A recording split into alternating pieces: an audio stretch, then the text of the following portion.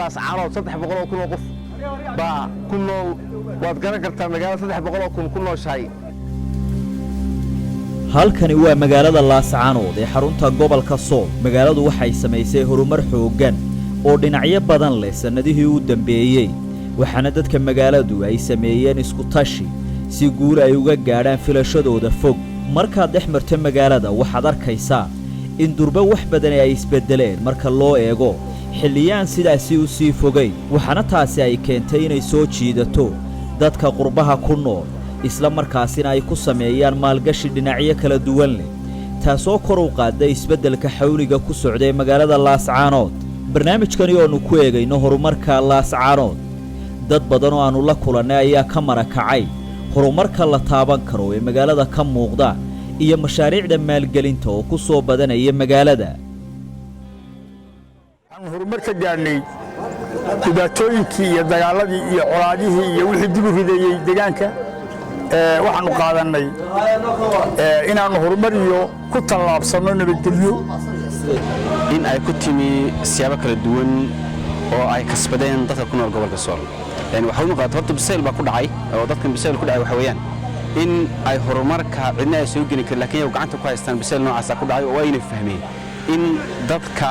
gobolka deganu aan cidna u maqnayn cidna u qodnayn laakiin iyagu gacantooda waxay ku qabsadaan iyo wixii kale loogu dama ka qaban karaan laakiin inaan la isfiidin garaynayn oo aan la oranayn waxaasan idin wadnaa hooyo qabsada waxa kale oo bilicda ka qayb qaatay gurba jooga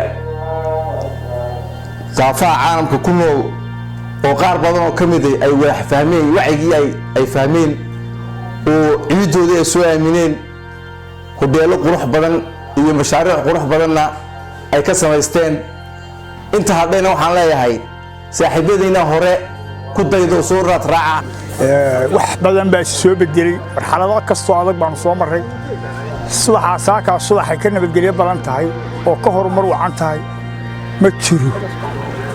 waxyaalaha kale ka soo xirmay maalgashi baa ka socda magaalada Laascaanood ee xarunta gobolka Sool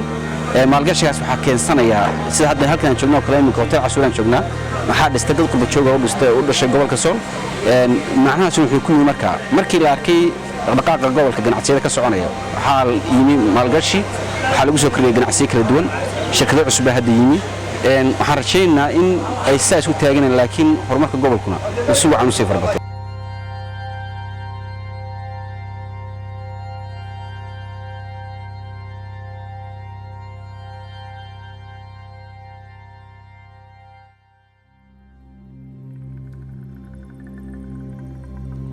qurba joogta ayaa la wada qiray in kaalinta ugu weyn ay ka qaateen horumarka iyo bilic wanaagga magaalada inkastoo ay jiraan dad aan qurba joog ahayn oo sameeyay mashaariic horumarineed oo wax badanna ka bedelay bilicda magaalada iyo shaqo abuurkaba dhanka dhismayaasha oo si xooggan ku socda ayaa waxay ka mid yihiin arrimaha muujiya horu socodka magaalada iyadoo aad arkayso marka magaalada dhex marto dhismayaal qurux badan oo lagu tartamayo shirkadaha mashaariicda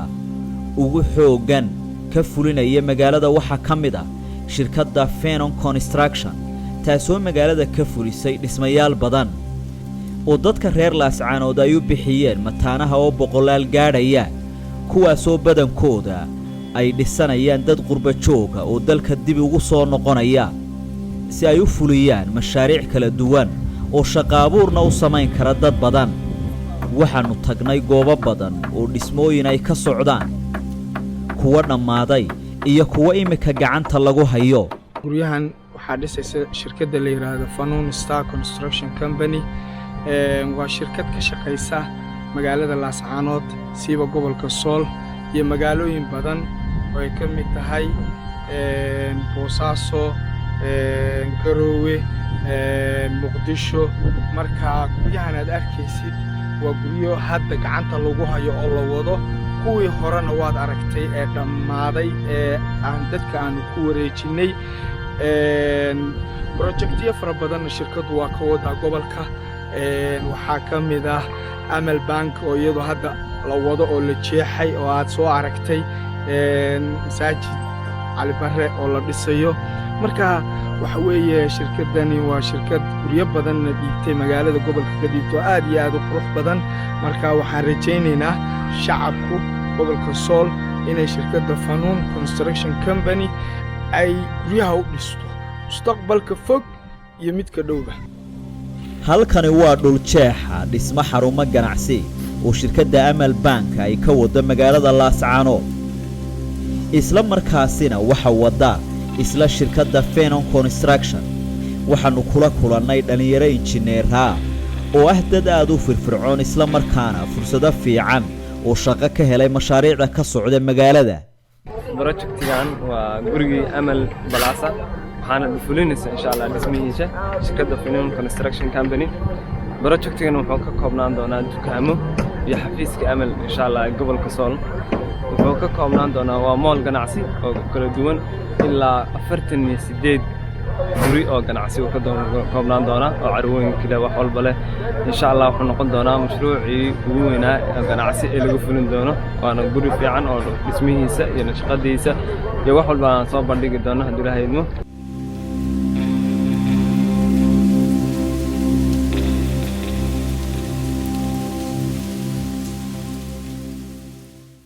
waxaan leeyahay qurba jooga